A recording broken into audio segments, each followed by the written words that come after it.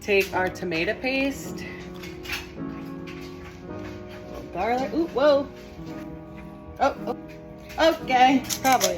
We're gonna take our short ribs and we're going to mix it together in our seasoning.